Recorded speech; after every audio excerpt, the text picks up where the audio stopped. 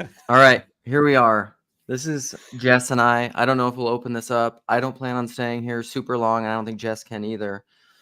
But I do think this is, I don't know. This is something that's so central to everything that I'm about intellectually in TLC. Anyhow, and we were just talking about it offline, and I was like, why not? Let's just go live stream about it. And I think what you said, number one, I told you, I was like, I maybe have never felt more seen. So so thank you for that. Um, and I could go off on a bunch of my riffing, and I might want to read some of those songs that I sent you because I think they very much relate, and this very much is part of my Eve Barsley Clem Snide kick lately, but also that Lucretia song.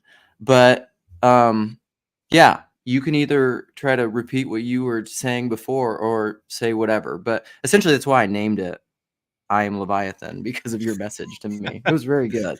I felt very, I mean, I didn't cry, surprisingly, but I probably should have. No, that's good. I mean, we were talking about this on the stream yesterday, but maybe just to start out, like we're talking about the idea of becoming Leviathan and not, you know, Peterson talks about chaos and order and whatever. And often we think of Leviathan as a chaos monster or a personification of chaos, and that's not what we're talking about. We're talking about Leviathan as the thing that lives in the chaos, that actually thrives there and is sort of like the king of the sea. And so that the sea King is of Chaos. and David was talking about great yesterday. It's salt water. You can't live in salt water. Salt water is poison. Like if you drink it, it'll kill you. But like in Psalm 104, the psalmist, after surveying all of God's creation in the sky and on the land, looks out to the sea and says, "Oh, there's life there too. Like there's thriving there." And and so there's this idea of becoming Leviathan, which is hey, there's David. What's up? Um, there that you become the thing that can live in chaos, and so it would be someone maybe similar to like a holy fool, maybe similar to some of these notions of a mediator that's between things, that's not grounded firmly on one thing or another, but can navigate space in between. It's also that notion that Peterson talks about of trying to navigate that ever shifting line. Like that's literally what we're talking about is becoming the thing that can walk that line or something. And Yeah. so there, we have lots of different stories about Leviathan. So I talked about, I won't go into detail about it, but I talked about at the end of Job becoming a Leviathan. We talked about Jonah being swallowed by the Leviathan, and then it's in the belly of the whale that he remembers the holy place, and that it's in the belly of the whale he remembers God, and there's this connection between him and God that is renewed, that wasn't available anywhere else. Like he left his country, he was on the ship, he was in the storm, he was thrown into the sea, but it was in the belly of Leviathan. And then so we have becoming Leviathan, we have in the belly of Leviathan, and then we have the picture of Jesus walking on the water, which is walking on Leviathan, and he invites Peter to come out. And I was just re-looking at that story because Peter comes out, is walking on the water, and then he becomes afraid, not of the waves, not of the what he is doing. He becomes afraid of the wind. He sees the wind, and then Yeah, he yeah, starts yeah, to sink. yeah. And I don't know what that means, but anyway, that's what I'm talking about in this sort of poetic frame of being Leviathan. And so someone who, this is what I was talking about with Luke just before we jumped on here, which is if you're a person of faith who has been through enough, you'll become someone who can mediate and someone who can walk the ever shifting sands and who can navigate the seas. You can become a Leviathan, I guess, in those senses, because it has to do with hitting rock bottom and then emerging from that. And so you, the story is like you had some sort of groundedness that gets swept away by disaster, by trauma, by life circumstance. God will sweep you away. But what you do is you found a deeper grounding in God, and it's a deeper faith. And because of that, like when you express it, you can be threatening to people that have not had that experience, because they fear losing their groundedness. They Because you have a look like a groundedness. monster. Yeah, and so a Leviathan is a monster to people who are grounded. And if but the problem with being grounded is you can't mediate. You're sort of, I'm kind of going out there with this metaphor a bit, but I want to push this is that God eventually will want you to be able to mediate and navigate the chaos. He doesn't want you just fixed in stagnation and Ooh, you know what I just thought of? Yeah. Paralandra. In Paralandra, the one rule is the fixed land. You cannot stay overnight on the fixed land. You can visit it, but you need to stay on the floating islands. The undulating, moving, floating islands. And the reason why is that there was a different fixed land that they needed to go to. And they needed to navigate the chaos in order to be at the proper fixed place.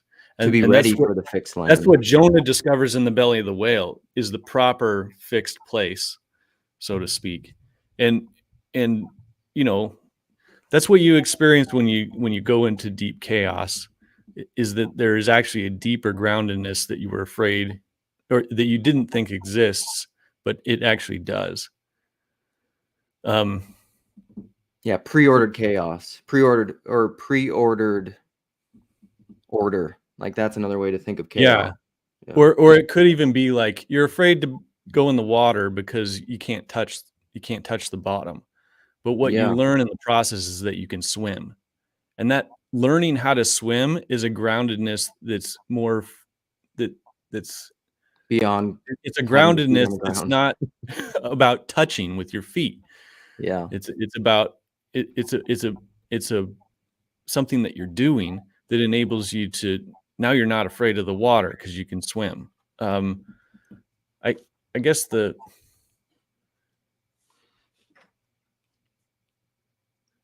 it's interesting because I don't think, I don't know. Like, are we supposed to just live like that? And part of me is like, maybe, but maybe not. Maybe it's a transition. It's a transformational transitory thing that you're able to move through, like a death and rebirth thing. But right. Well, I said a lot. Yeah, that's the so I want to transition. I want to read a comment and then use that to transition to the other thing that we were talking about this morning. But to answer that question first, or to riff on that, is I think that is the non-dualism that includes duality. And it's the kind of thing that we've been talking about, is, are you meant to be that way? Well, that's the way I would relate it, is that's kind of like what I mean by iconic thinking and labels and identitarianism, is like, God is he about whom you must never speak, but you must always keep speaking. So can you be in the place that is fluid swimming, not grounded in a label, in an identity, in identitarianism? Can you swim, but also label? Do both, like, and move in between and back and forth through both of those things, so that you never get stuck where you're just like, I have to be grounded or else I'm going to die. Like, I have to have this label. Like, are you open to the truth outside the truth you currently apprehend? That thing, because that's the Leviathan. That's the walking on water. But that doesn't mean that you can't ever adopt a descriptor. No, I think that's exactly right. And this becomes strange because you'll, like, say someone who is still on the dock, someone swimming in the water is like, hey, jump on in, you can do it. And they're like, they're that doesn't I'm trying to use the metaphor, but maybe it doesn't work. But it's sort of like they ask the question, they're like, can you touch the bottom? You're like, no, I'm swimming. They're like, well, if you can't touch the bottom, then I'm not jumping in. You're like, no, you're fine. I'm doing a thing called swimming. And he's like, is that like touching the bottom? You're like, well, not really. And so you get in these weird arguments where It's like, yeah, it's you're being talking about two grounded, different not touching things. the bottom. Yeah, and how do you convince someone who's used to standing that there's this other thing called swimming that they can do? Is And this when you whatever talk doesn't come about it, from? you can't talk about it in terms of standing, but that's all they No. know. But that's why I said it's like it's being grounded, not touching the ground. Like that's why I say Yeah. things like that, because that's what swimming is. It's being safe Yeah. and grounded. It's the metaphor of grounded. It's the thing behind the thing behind the thing. Like when you say grounded, that's what you mean. You're okay. Right. So Right. swimming, They're you're actually okay. asking, You are grounded. but for the person on the dock, being okay and grounded are synonymous. And what you're saying is like, Standing no, on the ground. Yeah. you can jump in and still be okay, and there's no Yeah. ground. Yeah. But what you're involved in is this movement that enables you to just you're all right. Right. Okay. So I think this is a perfect transition because David, he had asked the question earlier. So this, I think it's related to this. So don't go into it right away. What about the idea in Revelation? In the end, there will be no sea. And so, and I think this is very related to what I shared with you that Paul said in the end of his video today, which was we talk too much. We don't really talk too much, but so the end of Paul's video at like the 1 hour, 13 minute, 28 second, he talked about the freedom of the resurrection. And he said like, and this is something that I shared with you because we've been talking about GP Xavier's video on Dionysius versus Christianity and how that relates to the Jordan Hall Vervaeke Peugeot conversation and Vervaeke's critique of Christianity as escapism. So both of these things, I think both David's comment and what Paul is saying of like the freedom of the resurrection is the kind of escapism, could be the kind of escapism that Vervaeke is concerned with. You know, like I don't have to fear death because I have this resurrection, which is actually that thing, Christian, if you believe in resurrection that way, I'm going to assert that that's mammon. I'm going to assert that that's transactionalism, and it's not actually faith in God. It's not actually becoming Leviathan in the way that we're talking about it. Those are subtly different things. And I don't know, David, I don't know. What do you think about this idea that there will be no more sea? Could that be a linguistic way of saying you can walk on water? Not that there's no sea, but that you can be grounded on the sea. The way I primarily take that is it's a new beginning. When was there not a sea earlier? It was in Genesis. We don't have the sea until we don't have the separation of there's waters. The waters below and the waters above, but the land is drawn out of the waters below, and it's not till after Noah that we have the seas. That's one way of reading that. And so what we have is a new beginning, and it begs the question. It's like, will there be future seas again? There's no more sea now. There's still a river, and it's this because in the pre-fall creation, everything's watered from the ground. There's not even any rain. There's no rain, and there's no sea. Well, maybe no, that's wrong. Because the seas, creation of the seas is one day not said to be. Yeah. So anyway, I'm probably like here. Go here. But go to I think it does signal like a new beginning, and like a new sort of understanding and a new establishment of the world that's sort of like incorporated all the things that were disjointed and that have come out of that disjointedness. So like one example is after the fall and after Cain kills Abel, he's afraid, so he builds the first cities. And then in the very end, you have the New Jerusalem, the city. And so you have like the redemption of the city, which wasn't there before the fall, happens after the fall, and then now you have the New Jerusalem. So there's some sort of integration and Yeah. reordering of everything, so that It's like the heavenly Babylon. yeah, and that's why I kind of think like maybe the Leviathan type thing Yeah. is a transitionary thing that where you could even see like pre-fall all the way to Revelation, as that being the sea, and then these are the two fixed lands on the either side of it, if that makes sense. Like and so yeah, I don't know. I mean, I'm kind of coming to the limit of how far I've talked about this this No, that's metaphor. okay. No, that's all right. But I think like it, because I also want to avoid just being like, well, everyone should just jump off the fixed land and into the crazy sea, and we should all be Leviathans, and like that's not the thing either. each in It's its own something, time, I think. huh? I think each in its own time, or like each according to the dictates of its own conscience. I mean, it can't be. It's received with meekness the implanted word. Maybe that is where everybody has to get, but you can't. You can't get. No, you can't. You can't. The way to teach swimming lessons isn't to just throw everybody into the water at the same time. Because like there'll be people that drown Yeah, that's a disaster. because they're not ready. Yeah, to swim. what you want to have is swimming lessons, Yeah. not throw everyone or a flood. You don't want a flood. You want swimming lessons. Listen, at some point you have to learn how to swim, so we're just gonna chuck you in the ocean. Oh, believe it. So one of the other things, I don't know what this means. It's literally the title of the video. Yeah.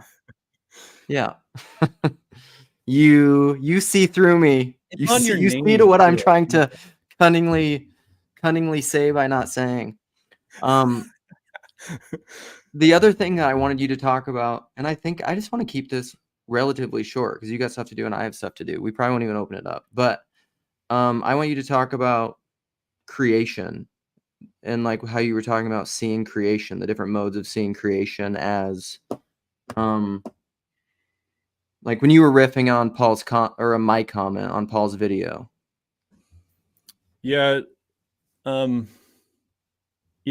don't normally like comment on like current theological debates or current, like people are wrong or whatever, but this is maybe where some of that kind of hits onto that, where all right, I'm gonna make one caricature and then contrast it to another. So the first one is that there's this fall, and man is thrust into sin, which is eternally an eternal problem for man, and man needs saving. So Jesus comes, dies, pays the price, does something on the cross, dies for man so that he can be saved and is not bound by sin anymore and is redeemed. Thus we have the promise of the resurrection. We have the all this stuff. So this is the reason why Jesus comes, to save man. And then along with that belief, people will be like, okay, how did God create the world? He created it by speaking, snapping his fingers, and it came. So they see the sacrifice of Christ and the creation of the world as sort of two different things that really don't have anything to do with each other. And I think this is, I want to like get rid of that.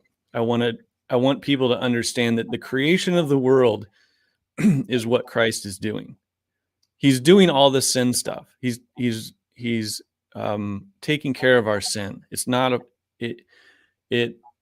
He's removing it from the equation, but also what he is doing is he's showing how everything is created. And so if you've seen me, you've seen the Father. And so I don't want to dive into a huge rabbit hole of trying to describe like what the infinite God is doing in when he's creating the world. But I would say that what we see in Christ is the image of God creating the world, and that his sacrifice isn't just for our sins, it's for our being.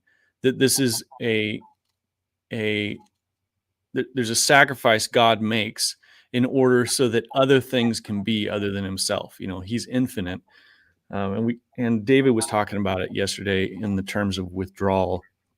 Yeah. So imagine like infiniteness, God in his infiniteness, which is everything everywhere all at once. And then how does anything else exist? Well, he's got to create a space for it. So there's like a withdrawal where God removes himself, so to speak. There's a piercing and a removal so that something else could be Yeah. in that space and have an identity other than just like part of the. And so this is I think this is Trinitarian theology in a nutshell. But this is also how God creates the world. So the infinite God is pierced, retracts, and then gives of himself so that something else can be. Like he pours himself out in order that we can have being. And so that's the image of Christ on the cross. So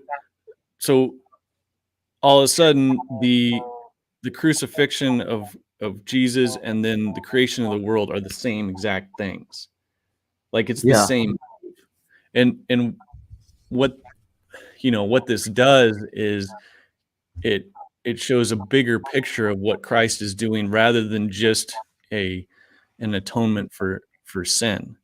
I think I did. That was all right. Yeah. Which would be that kind of transaction thing, linear progression of time. God created, it's this perfect thing. We want to return to that oceanic oneness utopian thing. And so then, oh no, there's this problem. So we got to solve it. So we come in plan B.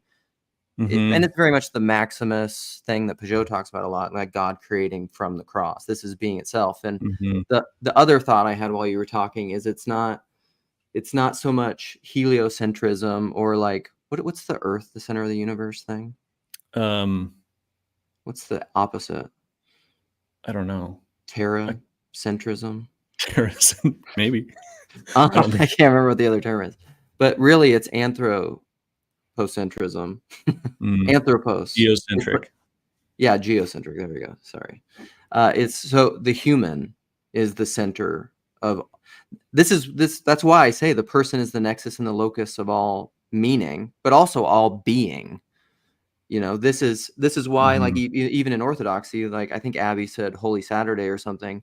I think it is during Lent in Holy Saturday, or I think it's Holy Saturday when the line Christ the only existent one comes in. Because that is being. That is the thing that you're talking about. But it's not just the Big Bang, impersonal. It is that, but it's human being, consciousness, not just physical material reality out of which consciousness is just an emergent thing. It's almost like a panpsychic consciousness, but also the physical world, both of those things emerging at the same time, which happens from a Christian worldview, like that's happening at the cross. So it's not this the whole time thing. I wish people would meditate more on how that is such a projection. Like time isn't real. Like even with Einstein, it's not real. It's relative. We know that. Yeah, I mean that whole idea messes with your linear progression of time. But no matter what worldview and frame you want to use, linear time is just a narrative. It's just an interpretive removal from reality. I mean, it can be, but linear time is like it's not a total illusion.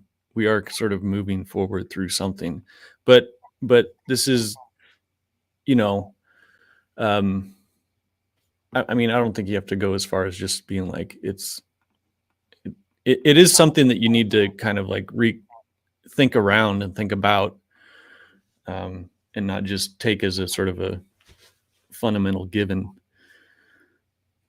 But even if you did, like, here's a way you could imagine it in linear time that I think would make sense, which is Jesus says he is the image. If you've seen me, you've seen the Father. And so what he does on the cross is an exact representation of what the infinite God does to bring creation into existence. So when you see him, you see what God does. And so you can even see it in that sort of linear time, that you don't have to imagine that like Christ is creating the world from the cross, but like he is. Yeah. but Well, but and if you had to stick with a linear view of time, he's the icon. He is God creating the world. Yes.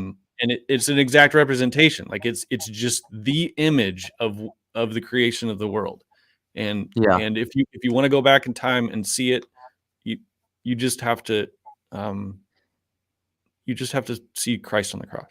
Right. And that is the medium is the message. Okay, let's wrap this up. I want to wrap this up with a couple things. I'll give you the last word. This is my last word. I feel like I talked this whole video. But that's good because I talked too much and I wanted you to say the things that you said, so that was perfect. So from Graham Pardone's North Estuary Talk, this Vine Deloria quote. So what I will amend my time comment that it's not an illusion, but it's an absolutizing of a binary, the linear thing.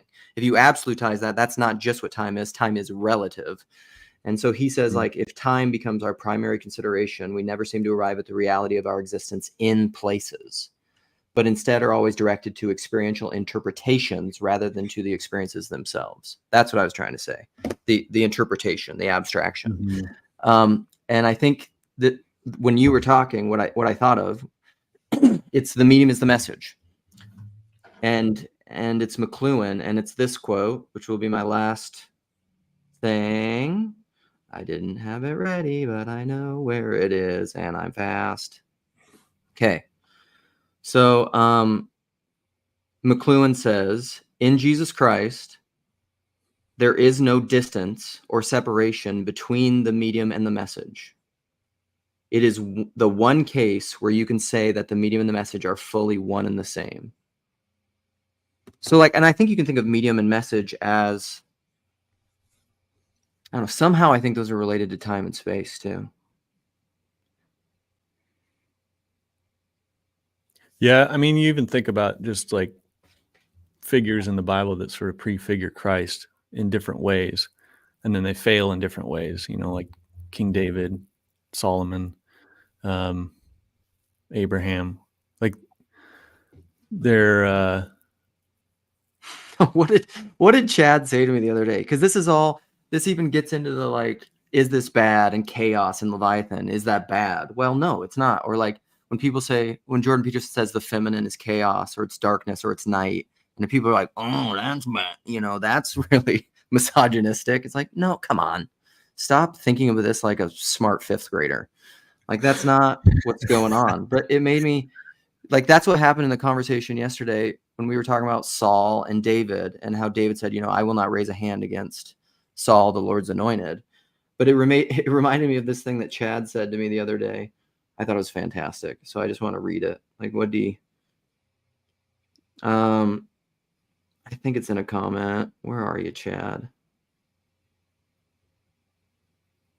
Never mind. I'm not going to be, but he said essentially like, oh, he said, I just want to say it. He said, I just want to say this.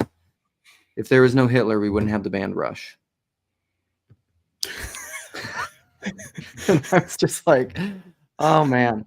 I mean, we had to bring in a Hitler, some sort of Hitler comment. Yeah, well, it's my last word. I mean,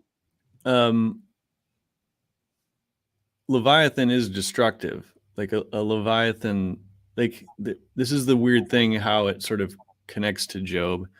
Or like Lucifer, the bringer of light, but in good, but it's good and bad. Did you see that? Yeah, it's exactly what Job was talking about. So you do have the bad Leviathan. Yeah. that's terrible, like utterly terrible. Am I And that one? terrifying. Huh? Am I that one? I don't think so. I mean, we're Okay, good. friends, right? Thanks. You're like, I don't want to be bad. This is the perfect comment. I don't want, guys. I don't want to be bad. Oh, I'm there's sorry. I Leviathan. won't get high. Yeah, well, this gets to like everything sort of in its proper place. There's nothing bad on its own. Just things like nothing is unclean of itself. It is just when it's not in its proper place, and then we have a part to play in all that. And yeah, so even Lucifer, it's it's it's a the going from order to disorder back to order again. I think it's a little bit of that story. And then why, the question is, why would God do that? And then the answer is just the book of Job. We should, yeah, God we got some should bigger do. ideas. We should do a tree of life thing. Who was saying that the other day? That they Yeah, want to talk to Alan, you about tree of life? you Alan. want to be involved in that? I mean, I feel like Alan is a real jerk for not thinking of me in relation to tree of life.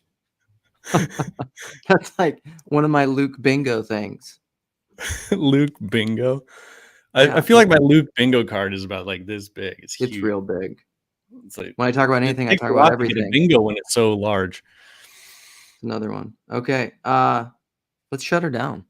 You good? All right, I think this is good. That'll be enough for people. Maybe PVK will clip me. You think he'll clip me? I've never been clipped by PVK and used in a video. I think you should. Well, it would be two of PBK's two things. It would be something new for him and something consistent for him. Is clipping you would be new, and never clipping me in my own live streams would be something he always does. So Be like, Luke's live stream was really good. Here's a clip of someone else talking. yeah, exactly. Oh man, because Luke, you're the feminine. You're just the space creator. You can't see me. For creation to emerge from, and that's where Mm, you can't clip the womb. that's right. Well, you can, and people are doing it nowadays. Well, They're you having, shouldn't. hysterectomies at 12. All right. All right, that was probably a great. Okay. In stream. Bye, everyone. Meow, meow. Bye.